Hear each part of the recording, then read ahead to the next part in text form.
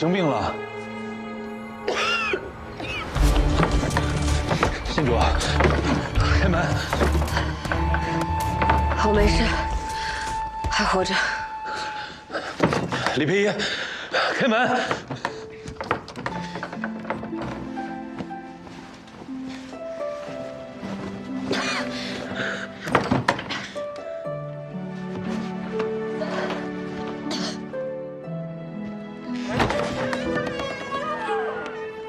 好大的胆子，敢直呼本县主大名！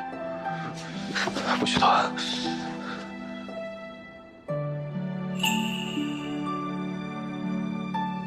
你发烧了。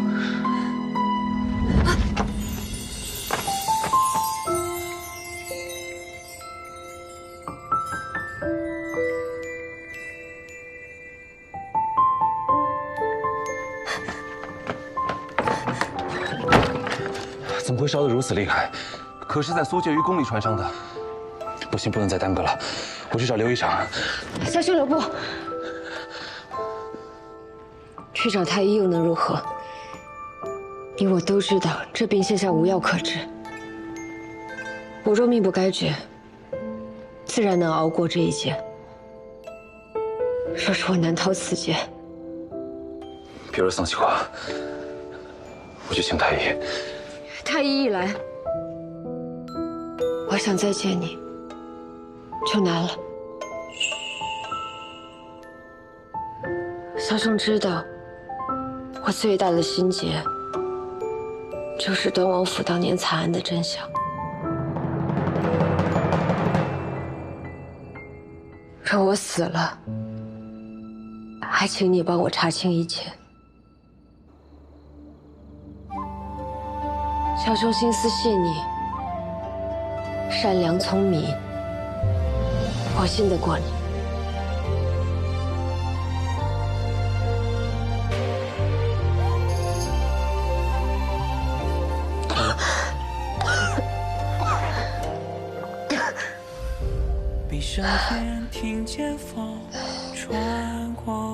小兄不肯答应。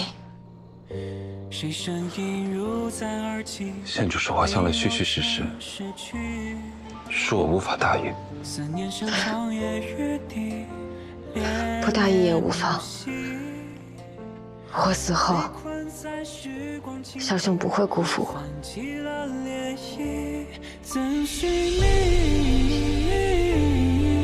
这句话，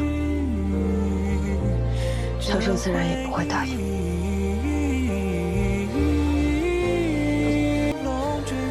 等着我，小兄，小兄这是要我与天命一搏，还是你运气好？幸亏那死灰是假的，不然若我真死了，你年纪轻轻就要成官夫了。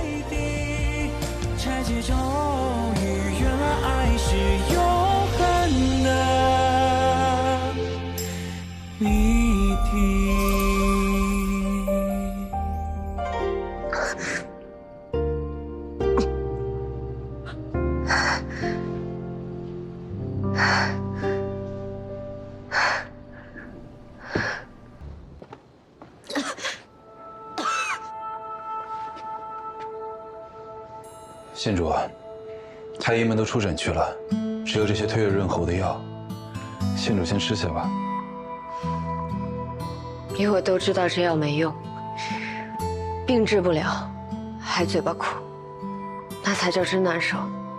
若实在难受，也不必硬撑着。什么药都不如好好睡一觉。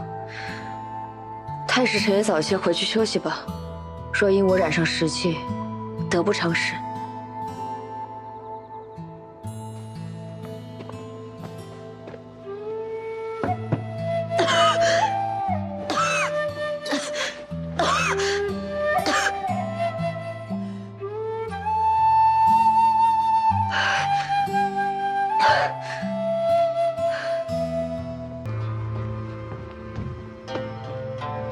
奴婢参见县主、太史丞。想来问问你，为何要杀黄甫通？黄甫通是何人？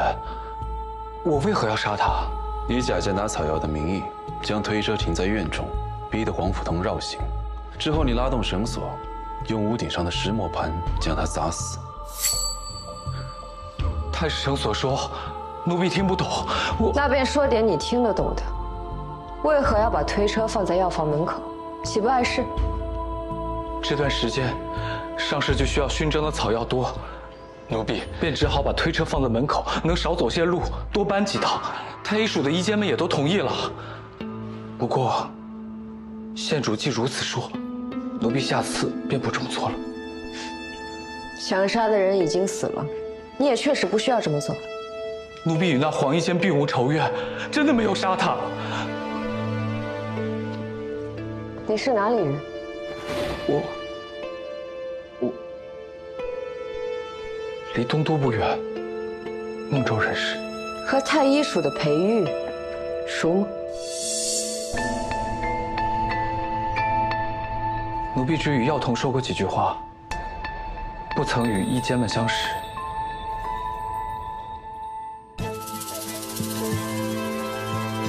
奴婢当时也并未看到什么可疑之人，若是知道些什么，定会知无不言。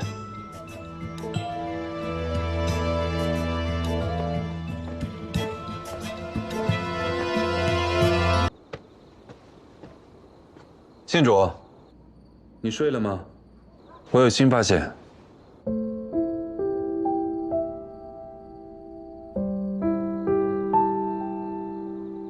太史丞有什么发现？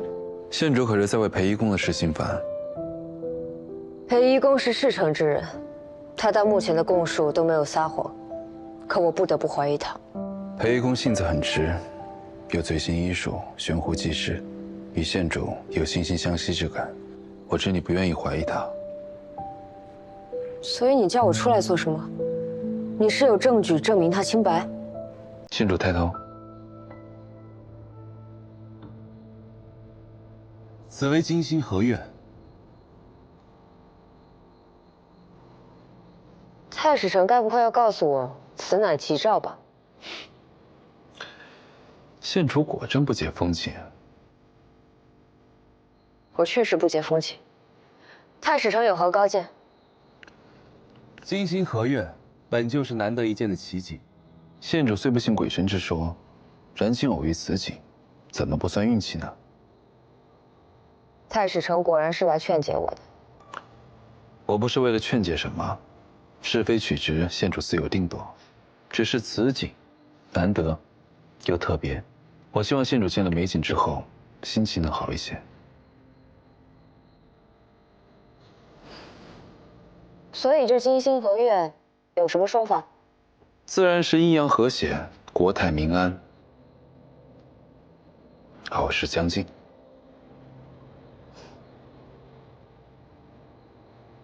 还不是被我说中了？县主若不信，又何必问我？今日就姑且信一次。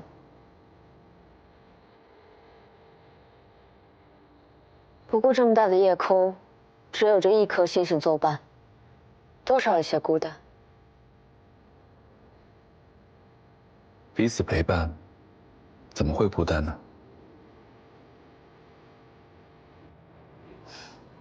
也是，平日里都是繁星满天，好不容易有独处的时间，我们却在这儿搅和了他们的心情。良辰美景莫辜负，我们不是搅了他们的心情，而是共享了他们的安宁。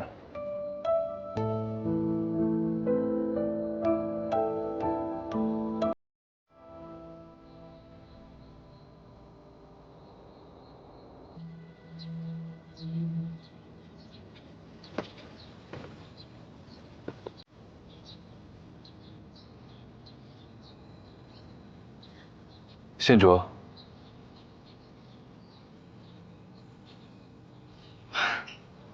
这也能被你找到？内司伯说，县主心情不好的时候，就喜欢一个人在这待着。你还不如说是打卦打的，我根本没有这习惯。汉使臣应该不会是来安慰我的吧？县主15年前便随内死搏在聂业局，查案查到临近真相时，失去了所有线索，恐怕早已司空见惯。话虽如此，你好歹也做做样子。是小母疏忽了。算了，你也没那层心思。找到新线索了。在太水区观星时，有时也会失去星辰的踪迹，但星辰运转有其轨道和规律。若是一时在天空中消失，只需去它来时的路上寻找，它总归会回到那里。查案比星辰要复杂得多，但道理应该也是一样的。若是案件一时失去头绪，那就去原点寻找。你也想到这个了？这一切的原点，就是宫墙上开出了那朵花。楼绰。我们原本在调查了韩孝之死，是楼绰故意把疑点引向胡达。杀死胡达的地方在秀红楼附近。若真如楼绰所说，他是因为嫉恨胡达才杀了他，为何要等到韩孝死后3个月，我们开始调查壁上花时才动手？他可以把韩孝神不知鬼不觉地埋入宫墙中，没必要大费周章地杀掉胡达。楼绰一定还有话没说。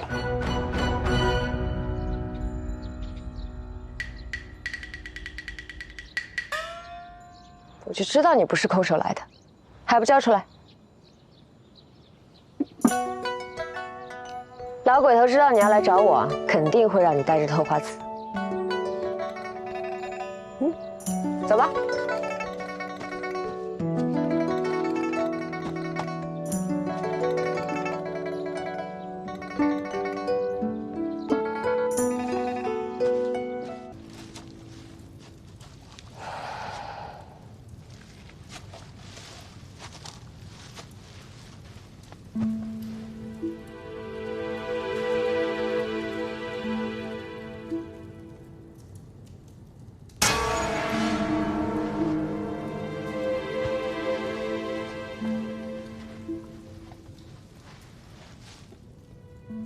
你撒谎了，你没有伤害韩孝，是你救了他。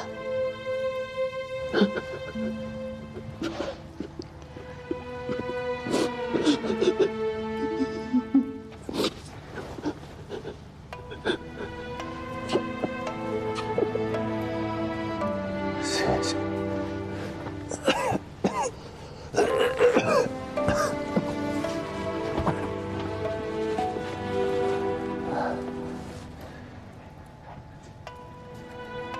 我其实是在道正坊外，靠近春明们的家乡遇到他的。当时他遍体鳞伤的倒在路边，我甚至都不知道他是不是还活着。韩笑，韩笑。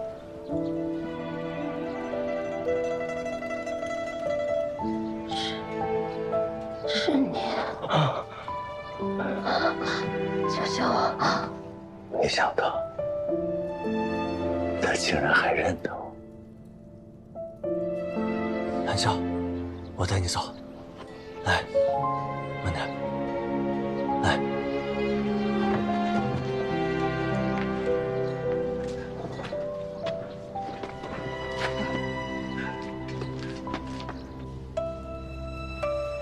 我仰慕韩笑，但对他从来没有过非分之想。我把他带回住处，照顾了3天3夜，他才勉强有了点意识，能跟我说说话。韩笑告诉我，他被胡达骗了。我以为他可以在秀红楼堂堂正正的做一个绣娘，可没想到他们被欺负、被虐待。韩笑逃跑过1次，可还没跑到县衙就被抓了回去。之后就是一顿毒打。后来，一个客人把他虐待得太厉害，他们都以为他活不下去了，准备把他拉出城来埋掉。他这才又找到了机会逃了出来，遇到了我，但他还是没撑过去。是，他没撑过去，我尽力了，我真的尽力了。他当时实在是伤得太重。绣红楼的事，他跟你说过多少？他们是一群混蛋，他们全都应该死，他们根本就不把人当人。像那么好的姑娘，她到死前还想着去救其他人。他有跟你提过那些混蛋是谁吗？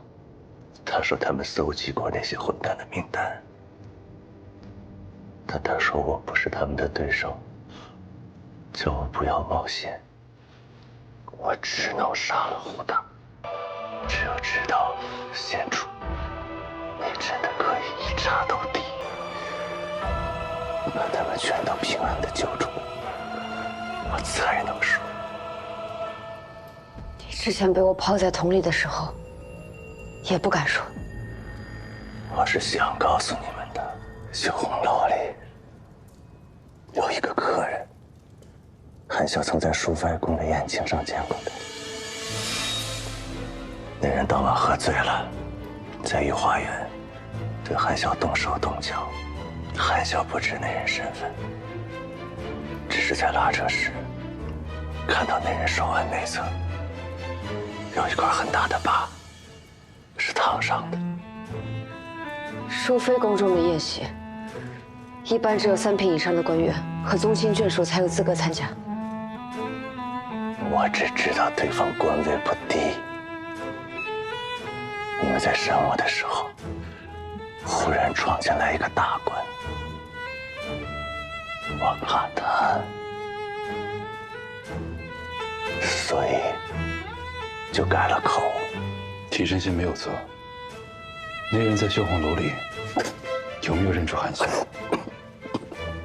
没有，他根本不认识韩笑，只是韩笑被人用鞭子抽打时，那人曾出钱阻止。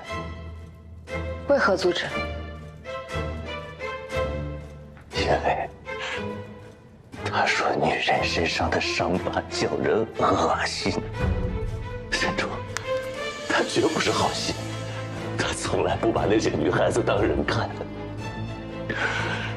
只是打韩笑的人不敢惹他，再没用鞭子抽打过韩笑。陆振林还装蒜，说没有见过其他客人。那人官位更高，陆振林更不可能招了。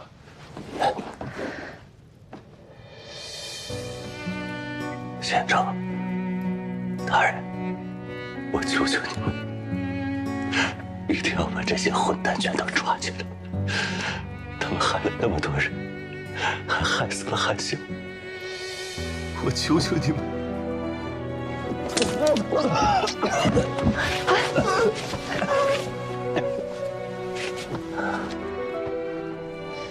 你中毒了，蝙蝠的毒。县主，我的死不算什么，但不能让那些人就这么死了。我会全力救你，救得活，你就随我一起把他们抓回来；救不活，我直接送他们去陪你。多谢县主。带回那夜去好好照顾。是。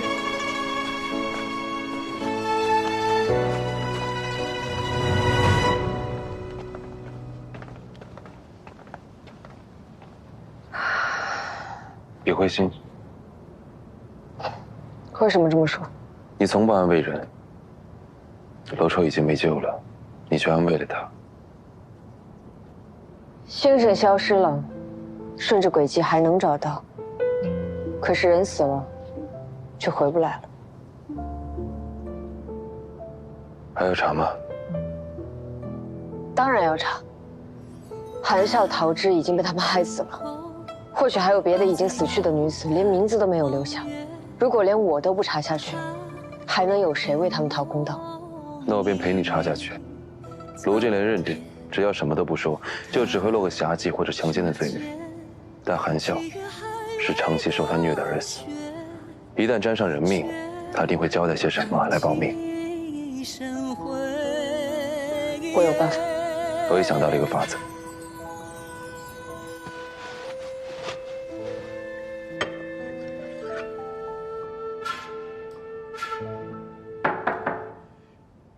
谁？是我。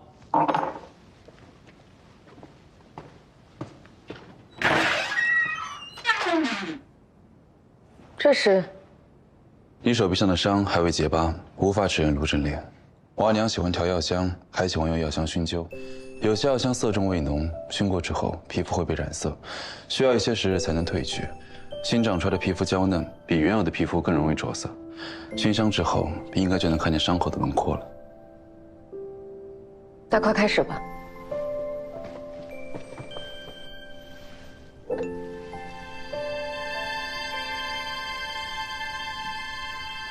这是什么？刺青的药水。县主又想干什么？按照原来的伤口把皮肤划开，倒上刺青的药水，就能看出伤口的形状。然后呢？然后就能指认卢振莲了。那你的手臂呢？就打算一辈子带着这个刺青？也没什么不可。你不要跟我说身体发肤受之父母的道理，我阿姨阿娘都死了，他们不会怪我的。对于县主来说，查案大过天，比你的身体，甚至比命都重要。如此兢兢业业，义无反顾，消磨自愧不如。可若县主受了伤，有新的案子要查，又将如何？我自有分寸。县主的分寸，不过是一向独行，不愿麻烦任何人。这样不好吗？简单直接，能最快得到答案。县主可曾见过流星？当然。那县主是否知道，流星为何会从空中坠落？星辰若要沿轨道运行，不光是只靠自己，而是被周围的星辰所牵引才能安稳运行。若是没了那份牵引，便会从空中坠落，被烈火燃尽，化为齑粉。县主既找我协助探案，那我便是那颗牵引着你的星辰。不光是我，内思伯、五人、顾四指，还有许多人，都与县主相牵引。县主往后不必再用伤害自己的方式查案，我作为你的同僚，也会帮你想其他的法子去解决问题。你受伤，是我的失职。多麻烦。我不怕麻烦，因为星星之间是相互牵引的。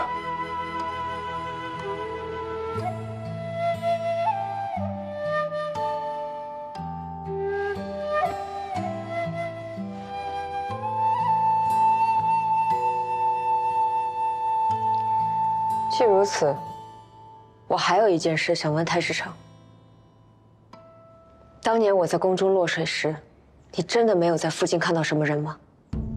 县主落水时，周遭只有我一人，宫人内侍都居于湖对岸。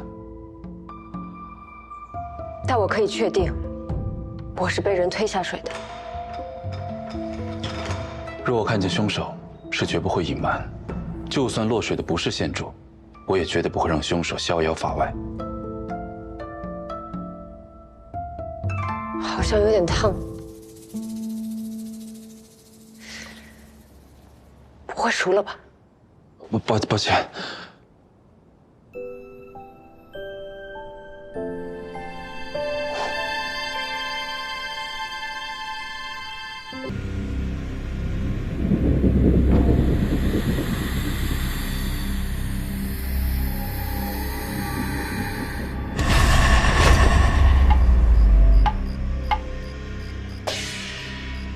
关门关窗，防火防盗。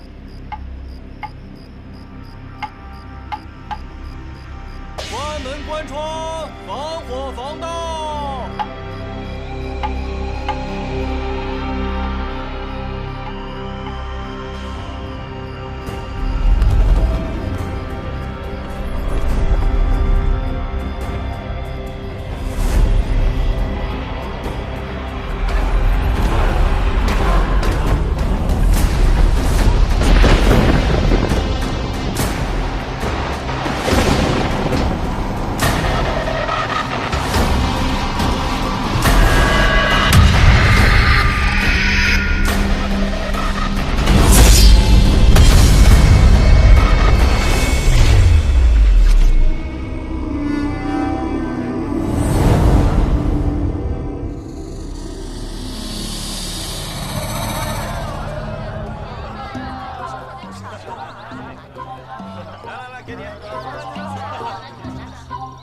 吸，呼，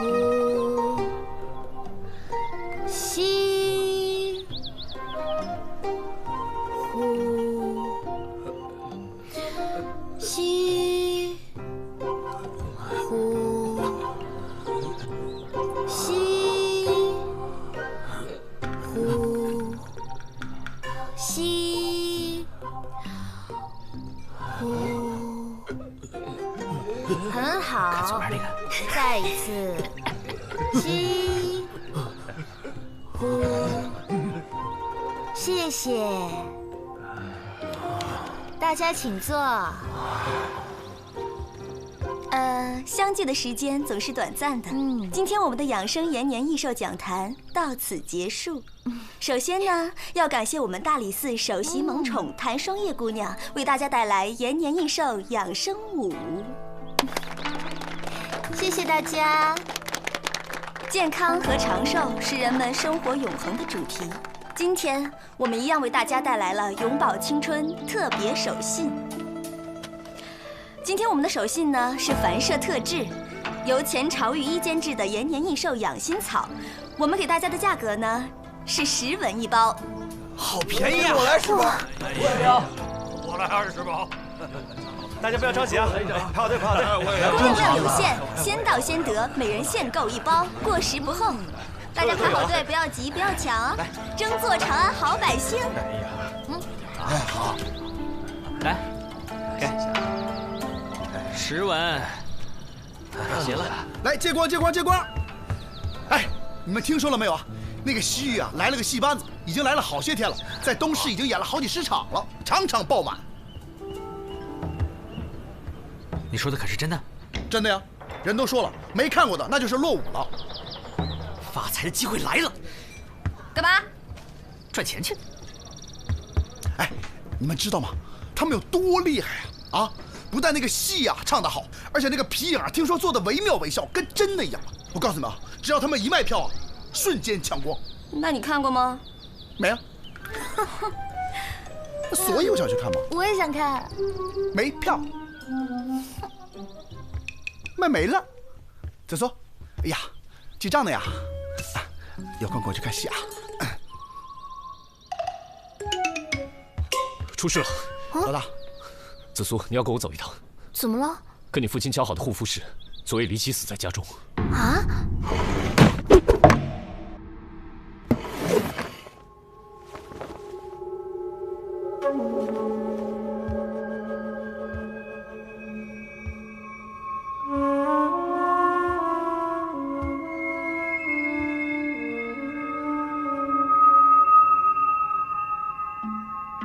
昨夜府中可有什么奇怪的人出现吗？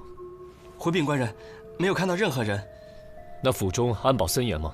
守夜的是个老仆，但是昨夜他睡着了。那就是说，外人有可能溜进来是吗？不会的，除了他之外，家里还有很多仆人。如果有什么动静，我们都会第一时间知道的。少卿，有些奇怪。怎么了？这个护符使的头颈和右手被砍断，颈部是致命伤，所以右手被砍下来，只能说明凶手是蓄意为之，伤口呈锯齿形状。但是这么做的目的究竟是什么呢？而且，为什么是右手呢，而不是左手和脚呢？还有，护符使没有其他外伤，也没有挣扎的痕迹，应该是在睡梦当中被人杀死的。能杀死睡梦中的护肤使，并且轻松出入府邸没有被发现，一定是府中内部人作案。官人，您可不能这么说呀！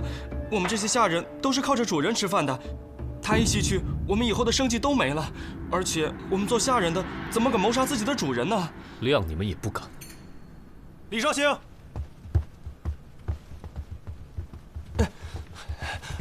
李少卿，这人说有话要禀告。松开他，让他说。是。谢官人。昨夜，小人打更时，看到一件空荡荡的戏袍飘进了护府使家中，当时我魂儿都吓没了。你还记得是什么时辰看见的吗？大概是丑时。丑时。没错，与护府使死亡的时间相符。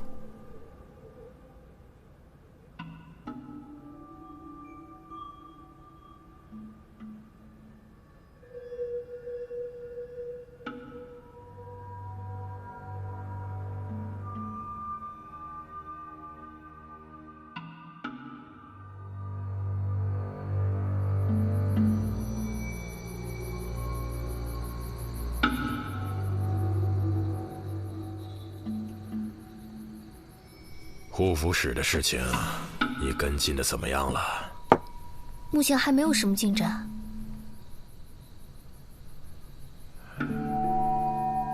子苏，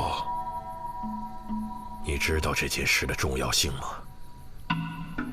护府使与我交往甚密，而且最关键的是，在朝堂之上，他跟咱们家是共进退的。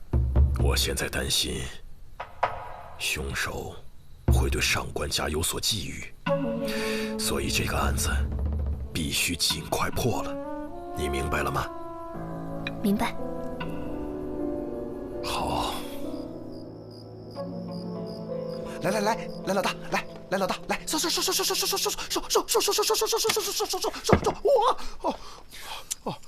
快，来喝汤，鸡汤。谁说要喝汤了？这鸡汤里我放了红糖和大枣，辟邪的，大补。行，知道了，放这走吧。不是，你这得喝呀！我告诉你啊，你这用脑过度，你这身子虚啊，身子虚就容易招。放这吧。老大，其实我做这些吧，都是为了你好，对吧？你说你这么常年熬夜吧，身子吧就会虚，身子虚吧，气就虚，气虚嘛就容易招鬼。都什么乱七八糟的，哪有鬼啊？哎呀，你怎么就不信呢？这回真的被我猜中了。你猜中什么了？你知道吗？我今天在阳平坊跟那个大娘聊天的时候，那大娘跟我说，那天晚上好多人都看见，半夜在街上穿着戏袍飘来飘去，边飘边嚎，好多人看到，特别吓人。好多人看到了？那可不，真的，你知道吗？现在啊，搞得人心惶惶，你知道不？所以说呀，以后夜里绝对不能出门。走，去哪儿？出门。有鬼呀！有鬼！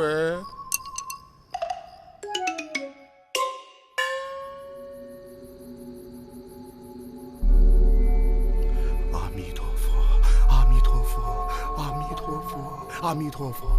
我小时候还偷过2只鸡，打过邻家小孩，还跟我娘编过很多瞎话。除此之外，我啥坏事都没干过，你可千万别招我啊！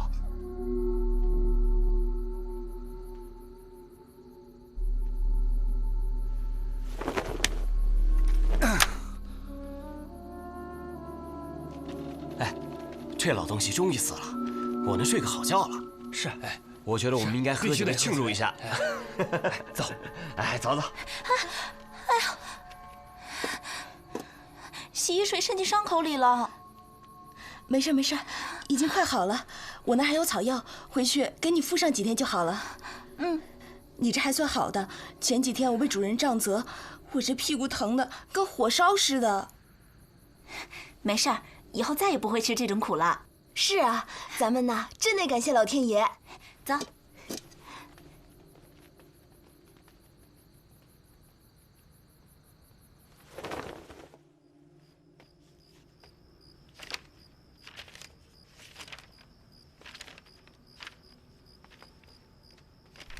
案子有什么进展吗？一点都没有。家父与护府使有所来往，如果不尽快找到凶手，我担心会对家父不利。我调查过了，护府使素来忠厚老实，没什么仇人。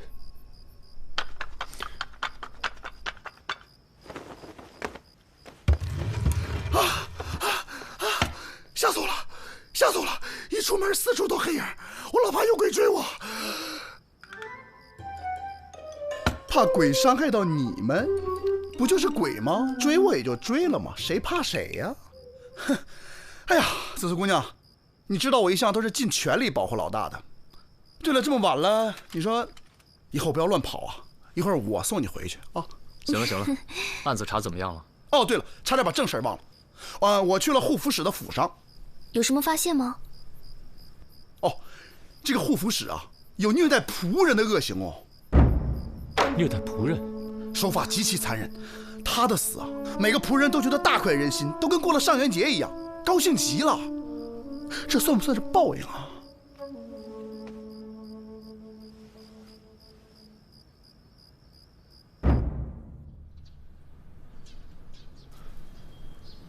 官人，这就是仆人的房间，实在是给官人添堵了。这儿确实味道比较难闻，我们平时呢也很少清理。这不瞒您说，我们主人呐平时比较节俭，不准给仆人们多花1分钱，所以呢吃的住的都不太理想。下人犯了错，主人为了惩罚，还会给喂猪食吃呢。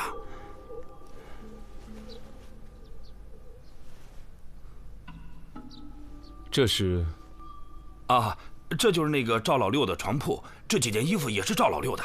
这主人一出事儿啊，他就请假回家了。之前他因为偷奸耍滑，经常被主人责打，有一次啊，差点被活活打死。那次是因为啊，赵老六和伙房下人赌钱，主人得知此事，那人收到风声逃了，结果赵老六挨了顿揍。不过这人他确实也该打，贪财懒惰。一点仆人的样都没有。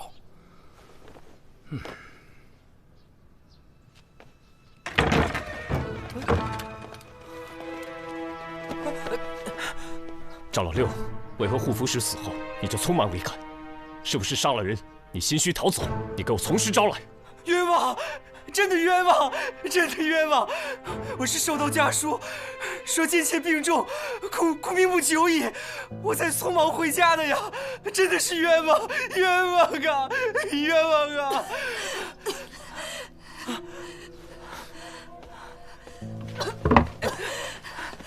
官人，冤枉！冤枉啊！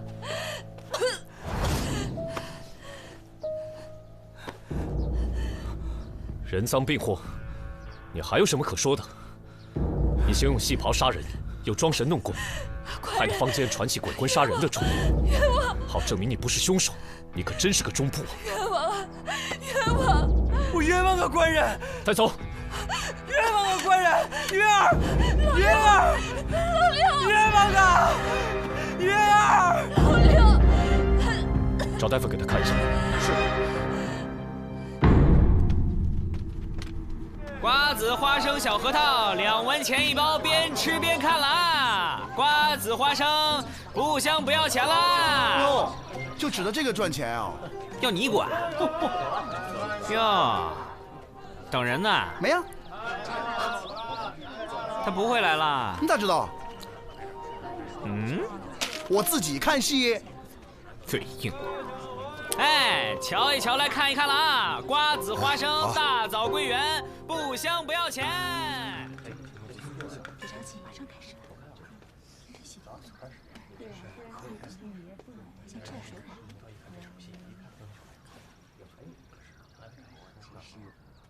难得今天有空，再等等。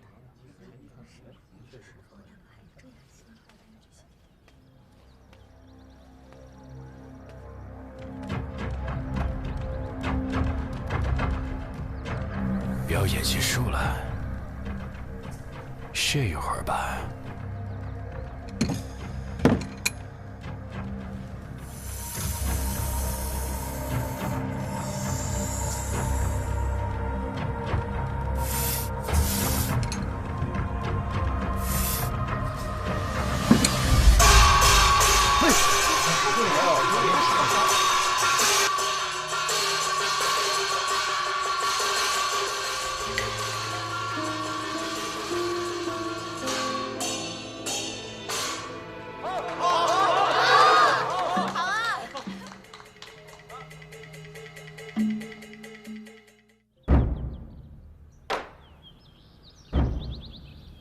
件案子就拜托上官公多多费心了。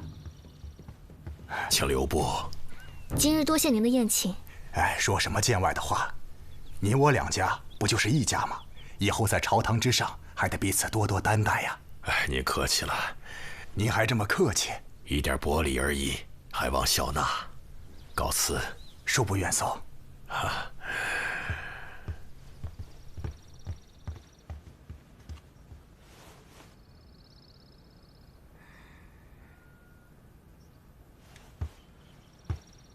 没什么事了，你们都散了吧啊！去吧，去吧，去吧，去吧，快点！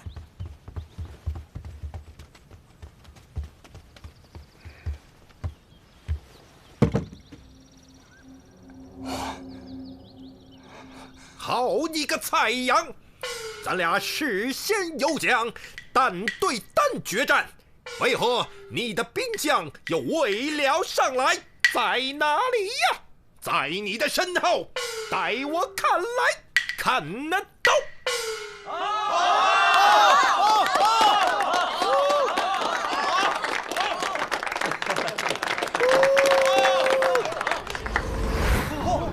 就一个人啊！就一个人啊！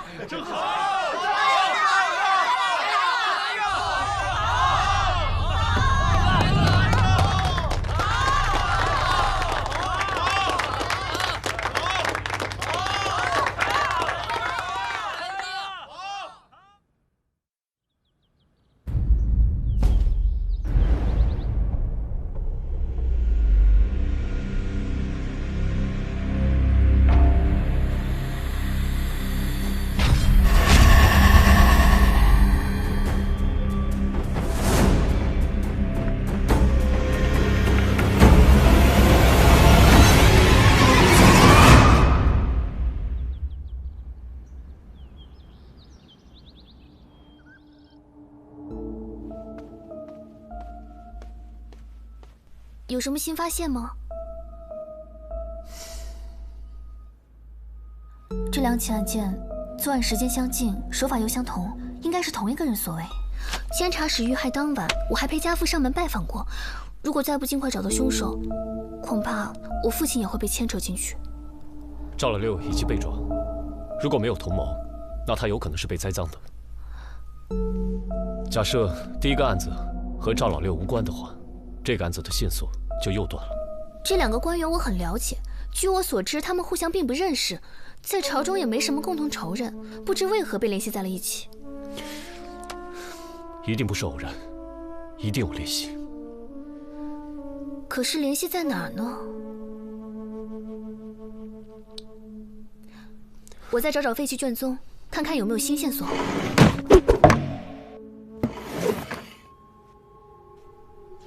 这回除了头被砍掉之外，腿也被锯掉了。护府使的尸体也是这样。护府使是被砍掉了右手，看来凶手是故意为之。可是什么原因呢？死者伤口的切口处呈锯齿状，看起来不像是被中原的兵器所伤，而且伤口是被切割多次才变成这样的。你们昨天夜里有人看到什么奇怪的人出入吗？没有，跟往常一样。戏如人生啊，这也太不可思议了。怎么啦？你又有什么话说？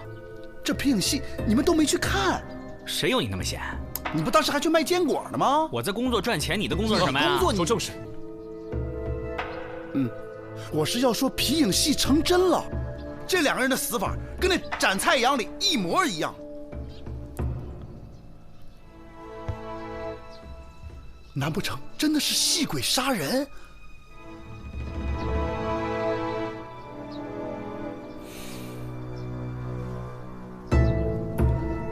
这两件案子和戏班子联系太过紧密，看来此事有蹊跷。那这皮影师从目前来看，应该是最大的嫌疑人了。要不先审审？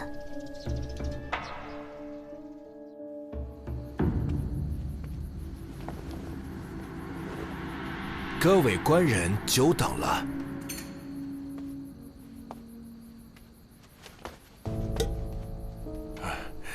我腿脚不便，没法好好招待，还请各位官人见谅，见谅。不必客气。你知不知道前2夜发生的2起命案？听说了。这2起命案的死法都和你演的皮影戏中的戏人一样。竟如此巧合？我们怀疑是你使用巫术作案。太可笑了吧？难不成我会巫术？光凭你一张嘴，我们怎么相信你啊？你们可以不相信我，但是你所说的案件发生的2夜，我都在演出，在场所有的观众都可以给我作证。如果是这样的话，那会不会是你皮影戏中的人出去做的案呢？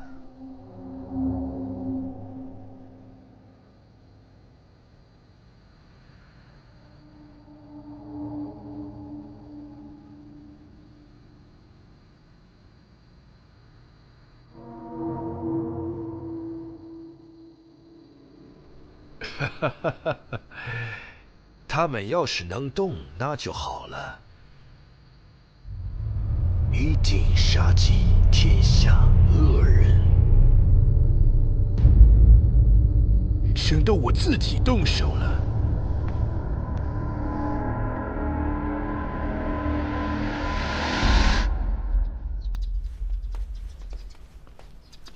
老人家，哎，您一直在这看门吗？啊，对啊，我在这儿看门看了很多年了。老人家，请问这个皮影师平时你常见吗？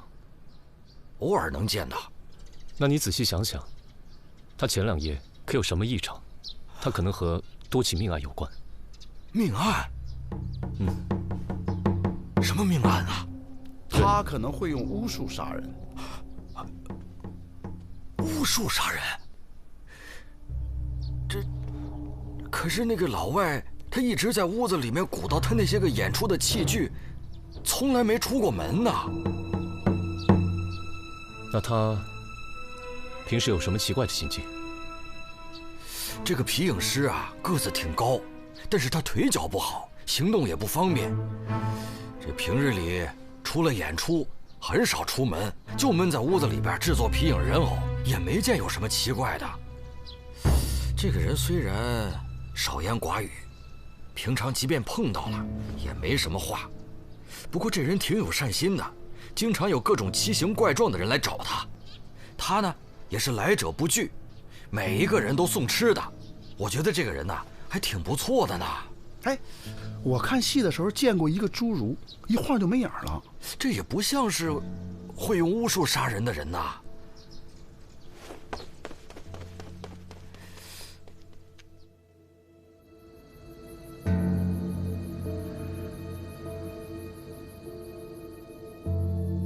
看看，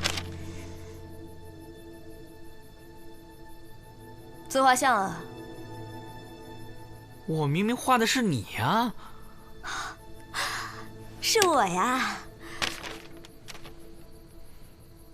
这么一看，我还觉得挺美的，眉目如画，气质脱俗，非常有几何感，充满了画者对模特的浓厚情感。是吗？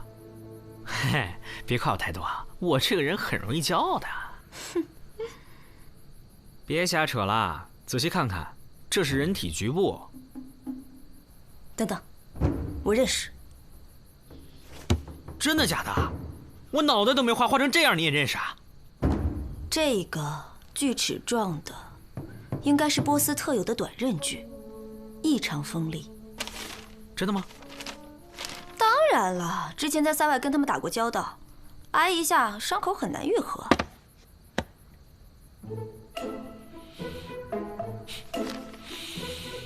这什么呀？是吃的吗？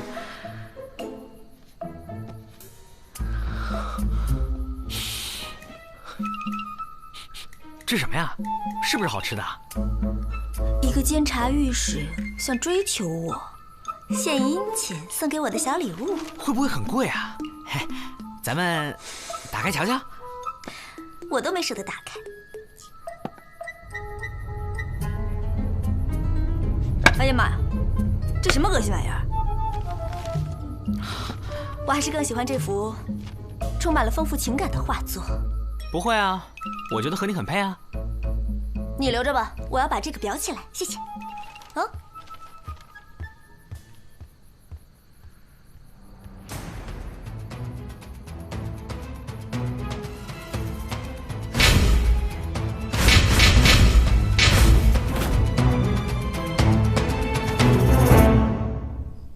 上次咱们去调查的那个老者走漏了风声，现在皮影师可能会巫术的消息已经传遍长安城了，城内现在都人心惶惶的。我听说了，那帮官员更甚，他们觉得一到戏中有人死，就会死一个官员，然后就想到了自己，吓得魂飞魄散。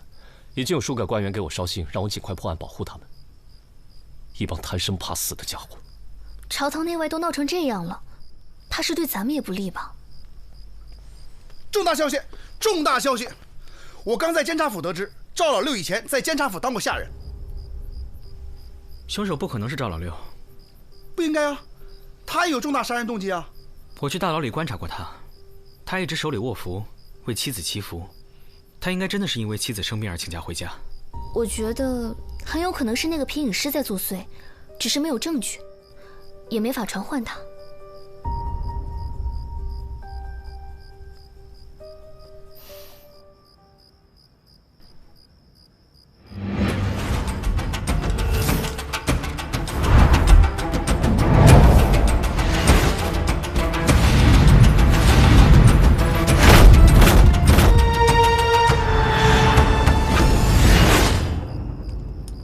有什么发现？死去的2人都和当年一起看奇异表演，导致演员受辱自杀的案件有关。可是组织那场表演的官员早已病逝，案件不了了之。我是查阅了废弃的刑部卷宗才得知的。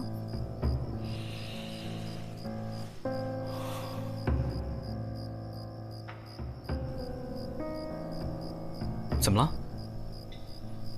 当时把这个案子压下来的是我父亲。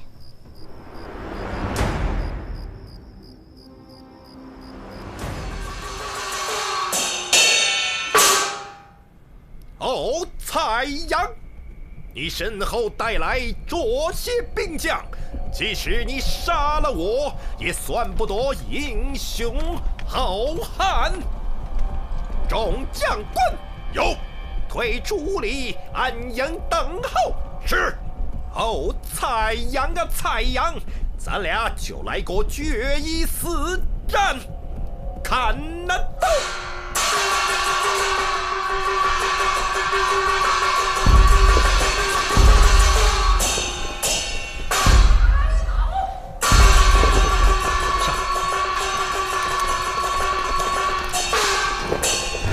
看那刀！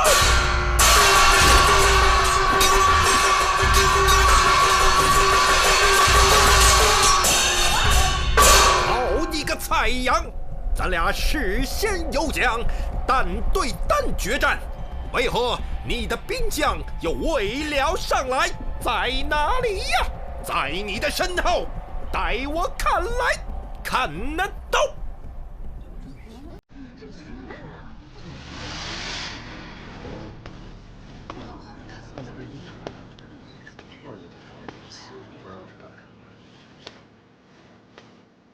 大家想必也都知道了，最近的官员离奇死亡的案件。没错，就是我做的，正是我引导傀儡杀了2位官员，而且不光如此，此时我的另一个傀儡正在准备杀掉上官。我希望大家相信我，他们都是罪有应得的，他们都该死。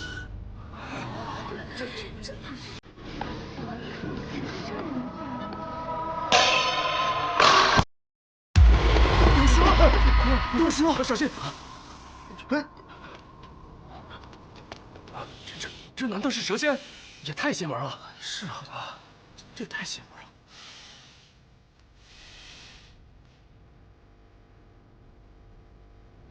大理寺办案，闲杂人等一律回避。闲杂人等一律回避。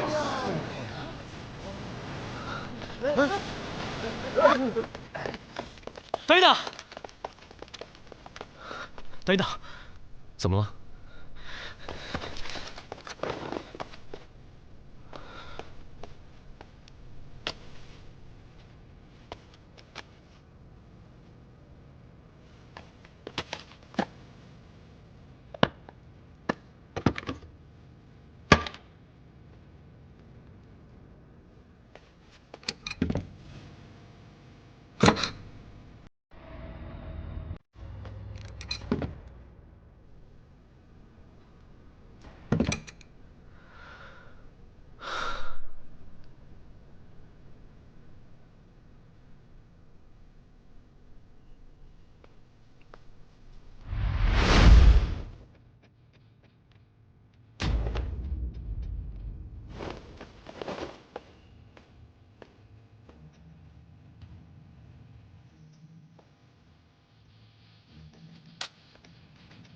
不是皮影师所为，也不是蛇仙杀人。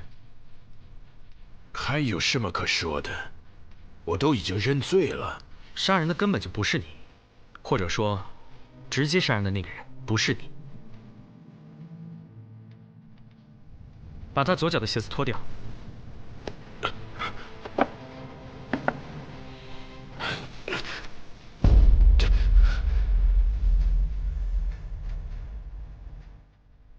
当年内宗官员观看奇异表演，导致演员自杀的案件，你也是当事者之一吧？看门的老者告诉我们，常有奇形怪状的人来找，而且三炮看演出时也见过一个侏儒在台口晃。我想，那应该就是协助你作案的侏儒吧。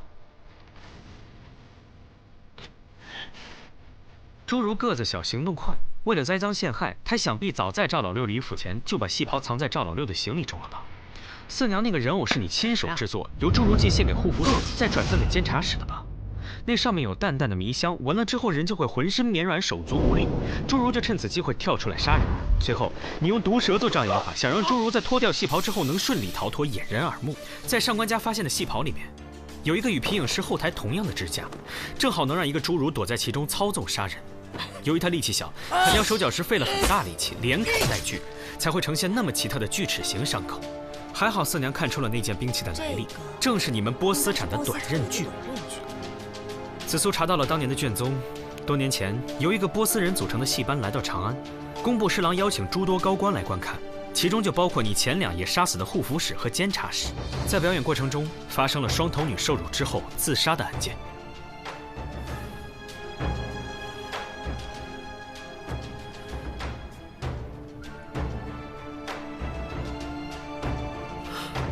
什么双头女？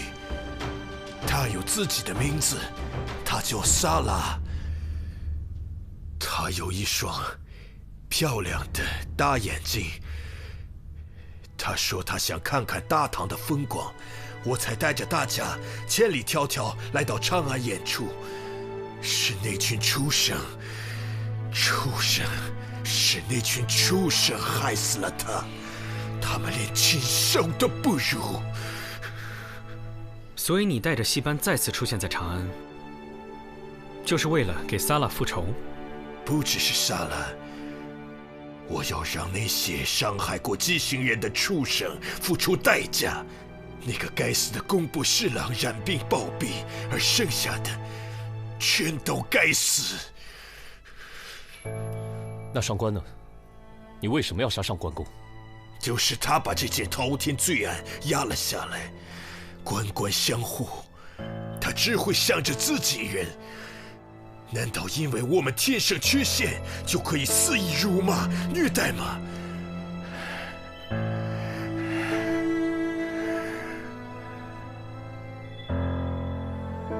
他们有此下场，都是报应，报应。把他带走。等一下，我还有一个请求。什么请求？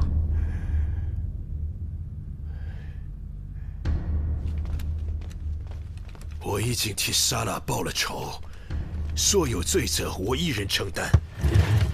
他们都是无辜的，请不要为难他们。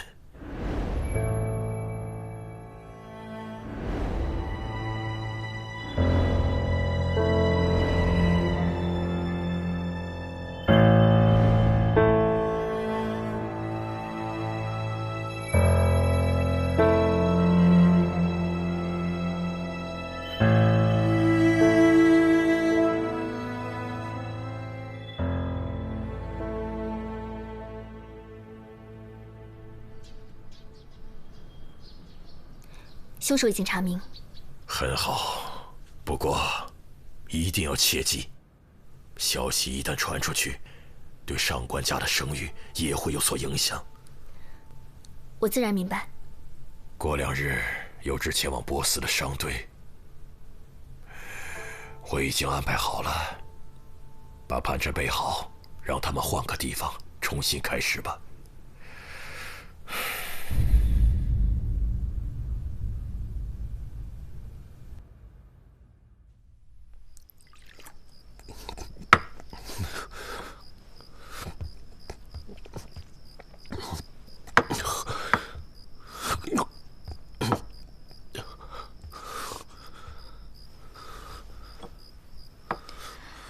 案子都破了，官爷还有啥不爽的呢？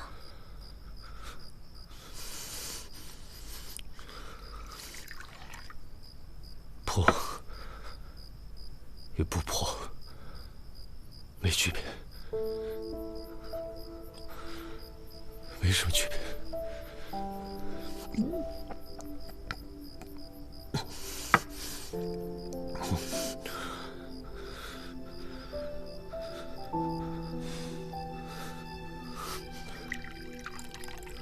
本来应该是震惊朝野的大案，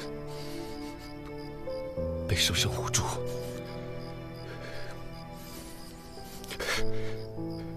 居然说怕动摇国本，可笑至极啊！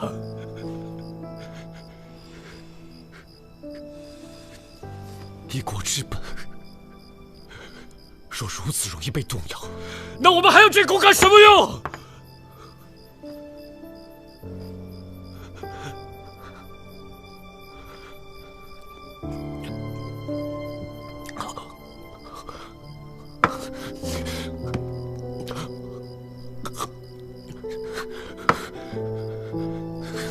可笑至极，可笑至极，可笑，可笑至极。